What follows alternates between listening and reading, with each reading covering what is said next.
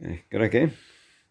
Alright, I just fitted some bullet mirrors on the bug.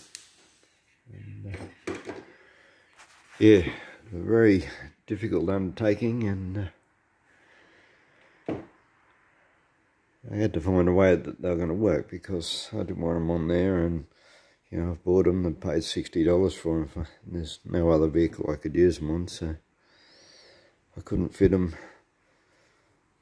and I've wasted $60. And that's buying them online. If I bought them locally, yeah, that'd have cost me $85 each. Anyway, I'm going to give you a quick look at it. Quite sort of happy with the way they look. They're quite neat and tidy.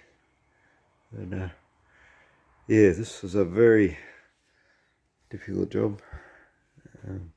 It also involved two people, because you have to get someone to hold the mirror for you while you go and sit in the car and make sure you can see it. I did have the flipper windows in just to check that that they open and they're not blocking the view of it. But yeah, when I first tried them on, they were down below the window level. You couldn't see them in, just couldn't see in them. And the other issue, you know, even when we moved them up, or I have to hold them up here, and then you had an issue in that you couldn't see behind you. I could see the wall and the press, and you know, even when I put it on full tilt, I still couldn't see behind me. And that's because as you can see, the bug curves around, it's not straight. And yeah, so what I ended up doing was I made a mount for it out of steel. It was real difficult. And I also had an issue with, I'll have to grab the torch, internally, and I didn't even realise this. This bug only had one mirror on it, and I didn't realise that the actual mirror mount is in here. It just doesn't have the nut on it. But the actual plate's there.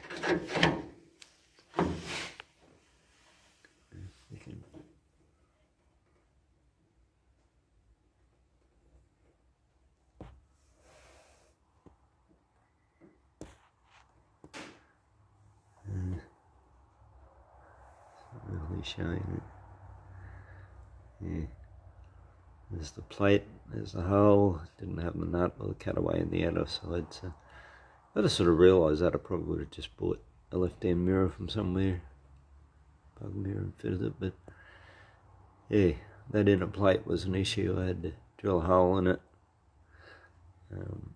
I then had to get a die grinder, which was too long. I had to shorten it a bit, feed it through the hole from the inside, because it's only a 6mm hole on the outside here, and then yeah, try and grind away enough room from this panel. I thought I'd actually brought the bolt out far enough to clear it, but wasn't quite enough. And you don't want to come back too far, you know. That's like that bolt's already like inch and a half back here. You don't want to go too far back, because you need something. You actually want it up the front here to hold securely. And yeah, so, and even yeah, bolting it on, yeah, open end spanner. I didn't clear it enough to get a ratchet ring on there, so it was a pretty slow operation doing it up. But you know, I've got to take it off again now, paint it up, and yeah, might even get them chromed eventually, the brackets. Don't know, see how they look painted. But anyway, yeah, I did manage to get it on. The other thing too, this well, sort of a nut. Actually, there's bolt that comes through here from the back of the mirror, but that's the only thing that holds the whole mirror together. And when you turn this, it will undo the bolt, and I'm concerned that it's actually going to vibrate loose and it's going to fall out and break and whatever. So I think what I'll be doing is I'll be Loctiting that bolt, screwing it up, checking it, and yeah, have it Loctited so that nut can't come loose. But yeah, I'll show you what's involved. So I haven't put the other one on yet. The first thing I had to do, this came with bolts, this mirror, and I went to try and get some stainless steel studs, which I couldn't, so I had to get bolts, cut them down, but they've been, so I now have stainless steel studs in the mirror itself, and they're Loctited in. And that's the first part, just a bit of angle bar. Onto that you have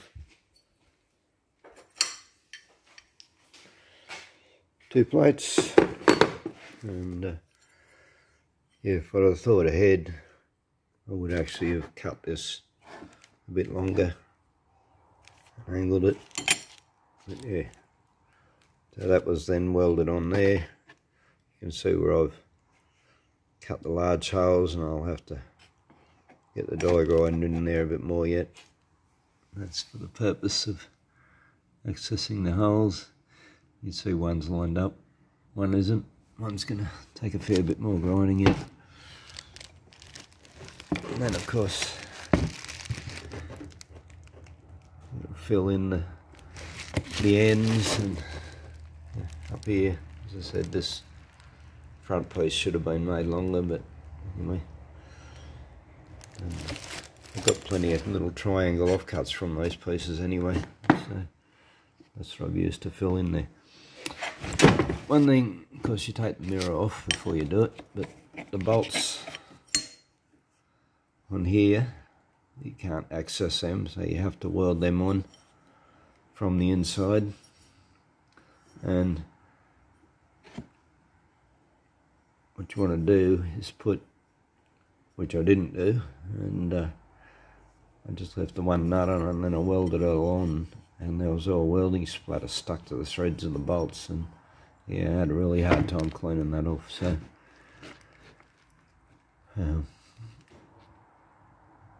yeah, it would do to put, 3 or 4 nuts on there to cover the entire thread, so you're not going to get this weld splatter all over it. And then the other piece is this plate, which goes on the inside of your door panel, just for strength, so it sandwiches between the two plates. Not going to flex the panel within it, whatever.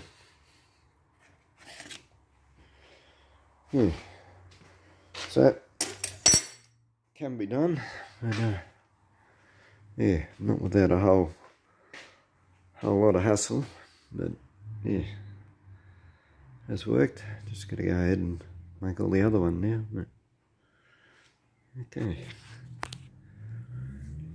so I wasn't going to be defeated. On there, I did actually try them on the bonnet. They actually work on the bonnet, you can see them, but they look stupid, so that wasn't going to happen. Anyway, thanks for watching again, and if you like the video, hit the like. Thanks.